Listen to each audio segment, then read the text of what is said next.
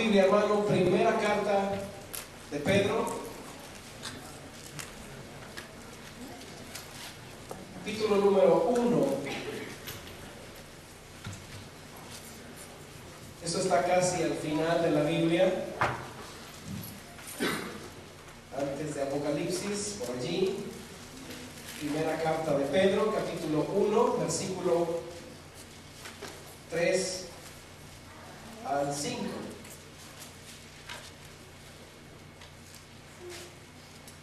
Dice la palabra del Señor: bendito el Dios y Padre de nuestro Señor Jesucristo, que según su grande misericordia nos hizo renacer para una esperanza viva por la resurrección de los muertos, para una herencia incorruptible, incontaminada e inmarcesible, reservada en los cielos para vosotros, que sois guardados por el poder de Dios mediante la fe, para alcanzar la salvación que está preparada para ser manifestada en el tiempo postrero.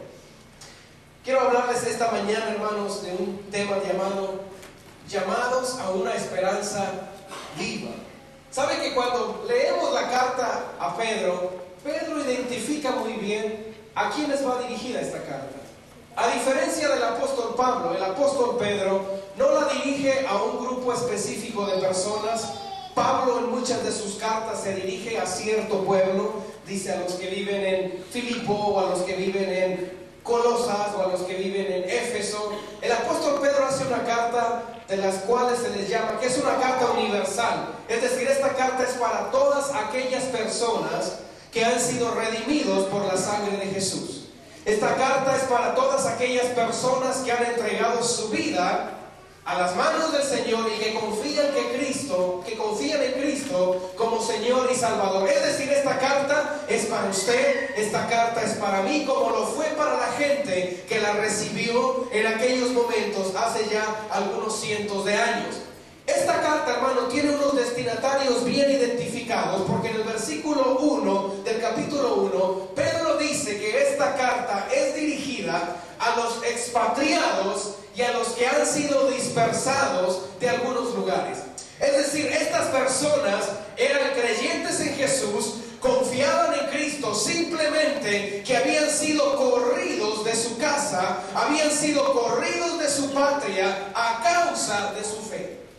Estas personas no tenían ahora un lugar fijo donde vivir, estaban huyendo de pueblo en pueblo, de ciudad en ciudad, porque la persecución había iniciado y dentro de sus vidas había un gran desconcierto y había una falta de esperanza sobre el día de mañana. Qué tremendo es creer, mi hermano, y saber que la palabra de Dios llegó a estas personas aún en medio de su desesperanza. Pedro, movido por el Espíritu Santo, tocado por la mano de Dios, se dirige a estos hombres y a estas mujeres cristianas y les envía una carta, sin importar dónde están, sin importar dónde viven. La única intención de Pedro era comunicarles la palabra de Dios a sus vidas, la palabra de Dios a sus corazones. Pensando en esto, mi hermano, creo firmemente que Dios tiene una palabra para cada persona, no importando la condición y la situación que viva. Voy a decir otra vez: Dios siempre tiene una palabra diseñada, una palabra especial para cada persona, sin importar el momento que viva, sin importar la situación que viva. ¿Puede decir amén? Y partiendo de eso, yo le vengo a decir que en esta mañana, no importa cómo se sienta, en esta mañana no importa cómo esté, en esta mañana no importa cómo venga, yo estoy seguro que Dios tiene para usted una palabra específica que le quiere ayudar a salir adelante. Dios no se olvida de nadie. En todo momento y en todo lugar, Dios hace manifestar su palabra. En todo momento y en todo lugar, Dios le comunica a su iglesia lo que tiene para ellos. ¿No es Dios grande? ¿Sabe que estos dispersados, estos expatriados, expatriados tenían grande necesidad. La carta que Pedro les escribe trae consuelo, trae fortaleza. Pero más allá de todo, a través de la palabra que Pedro les da, Pedro les empieza a revelar cuál es el plan de Dios para sus vidas.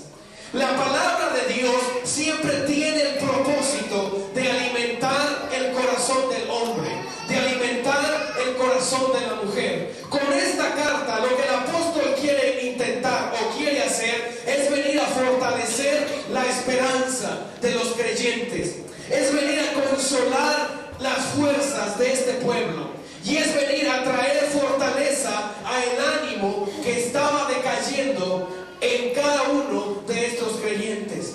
Pedro les escribe de su corazón y Pedro les empieza a hablar que ellos habían sido elegidos y que ellos habían sido llamados a esperanza.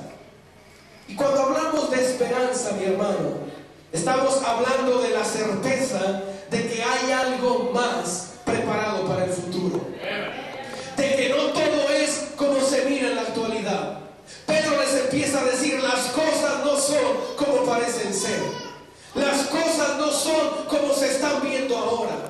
Aunque ahora estás huyendo, aunque ahora estás escapando por el peligro de ser asesinado, aunque ahora estás escapando de pueblo en pueblo, Pedro les quiere recordar que hay una esperanza, que algo se ve mejor que lo que están viviendo en ese instante. Y lo mismo sucede, hermano, con el consejo de Dios para nuestras vidas en esta mañana. Las cosas no serán para siempre de la manera que se miran ahorita. Las cosas no serán como han sido hasta el día de hoy. Los que creemos en Cristo, los que hemos renacido de nuevo, los que hemos confesado al Señor como Salvador, tenemos una esperanza de que Él está con nosotros todos los días hasta el fin del mundo, de que habrá un cambio que Él vendrá a producir a nuestras vidas. Esta carta tiene varios objetivos, tiene varios propósitos. El primero que encontré es que Pedro le quiere hacer saber a estos dispersados que a pesar de todo, a pesar de la persecución, a pesar de la amenaza, a pesar de las circunstancias, escúcheme bien, Pedro les dice: a pesar de todo, ustedes fueron llamados a una esperanza viva y no a una esperanza muerta. Yo le vine a hablar en esta mañana a gente que cree que estar en Cristo es una cuestión de vida. Estamos en Cristo no muertos, estamos en Cristo vivos, y las cosas que Dios quiere hacer en nuestra vida son cosas grandes que tienen vida. Él no es un Dios de muertos, amén. Y si Él no es un Dios de muertos, nosotros tenemos que tener vida. Y Pedro le dice a la iglesia: fuimos llamados a una esperanza viva. Pedro también le quiere hacer saber a la iglesia que nada debe acabar o nada debe hacer morir nuestros deseos y nuestros anhelos en Jesucristo. Nada en esta vida, ni nada de lo que pueda venir, nos puede hacer acabar con nuestros deseos y nuestros anhelos en Cristo. Si Cristo vive en nuestros corazones y si cantamos que Él no está muerto, entonces nuestros anhelos, nuestros sueños, nuestros deseos, nuestras esperanzas, nuestras aspiraciones, nuestros planes, si Él está vivo, todo eso también debe estar vivo. Dice un coro que cantábamos: porque Él vive, puedo vivir mañana. Porque Él vive, yo también tengo vida. Dios tiene algo, hermanos, para nosotros, y Dios nos está llamando a que esas esperanzas se mantengan vivas, a que esas esperanzas se mantengan palpitando. Pero déjeme decirle, a estos dispersados las esperanzas se les habían muerto. A estos dispersados las esperanzas